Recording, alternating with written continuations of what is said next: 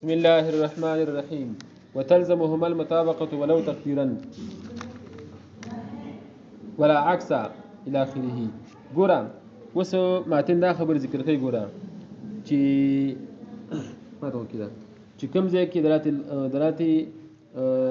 تضمني او التزامي راځي نو خامخا وسوسي مطابقي وسوي پېښ وي. خدای لازمن ده چې خامخا دراتي مطابقي دي نو خامخا وسوسي دا مطابقي تضمني بس ورځي. فکر دې کنه لکه مطلب دا ګوره دلاتي پېښ وي مطابقي مستلزم سره دراتي تضمني او التزامي ده. قدرات تضمني سره دا مستلزم دي. ګوره ځکه تضمني کې ګوره دلالت تلفظ په جزء د معنا مجهوله باندې او جزء د معنا مجهوله چې دا وکړه کیږي چې کله دا په کل د معنا مجهوله وي کنه. فکر دې کنه او دغه سی ګوره دلالت په دلالت التزامي ګوره دا دلالت تلفظ په جزء په لازم د معنا مجهوله باندې نو چې په لازم معنا مجهوله کیږي خو خامخا معنا مجهوله به صحیح کنه مطابقي هغه معنا مطابقي ده. نو دا دلالت التزامي او تضمني بغیر دینه نشي راتلی او بیا خپل منځ کې دا تضمني او التزامي لغه من کې لزوم نشته. فکر دې کنه دا ګوره اوس دا صورت جوړ شو د سم کې دی شي چې معنا مطابقي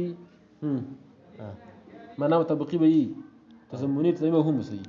لکه مثلا ګوره د انسان نه توالي انسان خپل معنا سره حیوانات دا معنا مطابقي شو چې صرف انسان ناطق توالي معنا تضمني شو چې قابل علم توالي دا معنا التزامي شو. وګوره اوس معنا مطابقي وي معنا مطابقي به يي پېښ التزام دغه وسه تضمني وسه نه هو لکه نقطه لکه څه نقطه ګوره نقطه څه ویل کیږي اخیر د خط ویل کیږي اخیر د خط بس یی نقطه ویل کیږي. نو ګوره اخیر د خط نقطه ویل کیږي بس دغه معنا ده دا معنا موجوده ده دا معنا مطابقي ده ځکه ټول معنا ده کنه پېښ وي. خو ګوره د سنجوش ده نو څه لازم شته نو دا تضمني ولا غیر سمره نه التزامي هم رانه. فکر دې کنه قوله نوايا دا وتلزم او لازم دي هما دو تضمني والتزامي المطابقه دراتي مطابقي ولو تقديرا كسوي تقديرا ايش ولا عكس او عكس نشطه عكس مطلب چې لازم شي د مطابقي د تسع تضمني او التزامي دا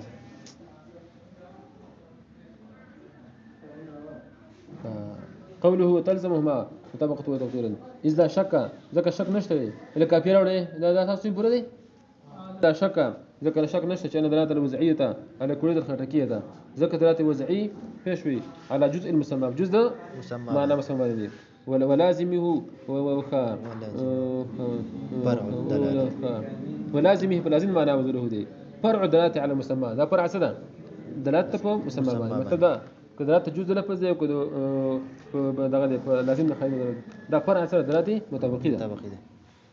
سواء برابر خبر ده كانت دلاله دغه دلالت على مسمى محققه وي محققه سمانا بيطلق اللفظ في اطلاق اللفظ شيء ويراد به المسمى فيش ده مسمى معنى مجله هو غسل شيء ويفهم منه الجزء فيش او ده معنى جزء هو غسل شيء لازم يلازم بتبع طبعا لكن معنى حقيقي هو غسل شيء معنى مطابقي او مقدر تنسم يا مقدر سمعنا كما اشتهر اللفظ لك لفظ مشهور شيء بجزء سكي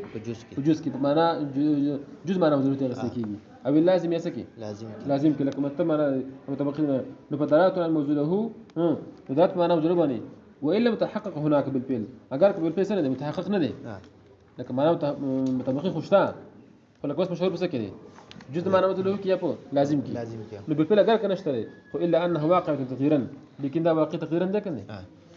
تو بل تقديرا مطلب نه اگر کسي تقديرا نه تقديرا مطلب څه وست اگر کدا معنا وزله سه حقیقتا نازي او كسر ازي تقديرا نازي فکر دي نو حقیقتا مطلب لا شو چې اطلاق لفظ وشي نو معنا وزله ته غسته شي کله جزء لازم بطريقه تبع حساب او مقدر ده معنا چې لفظ مشهور شي جزء کی یا لازم کی فل معنا خو مجهوله معنا طبقي هغه لکه یو قسم نه استعمالي بمعنى غورا ان لهذا اللفظ معنى بدي لفظ لپاره معنا شته لو قسم من اللفظ كذا اللفظ څه شي قشي لكان دلالته عليه مطابقه نو خامخ دلالت دي بس باغي باندې مطابقه فيش الى هذا اشار بقوله ام ديت اشاره بدي قول سا شيء ولو تقدير قال كسوي تقديري قوله ولا عكسه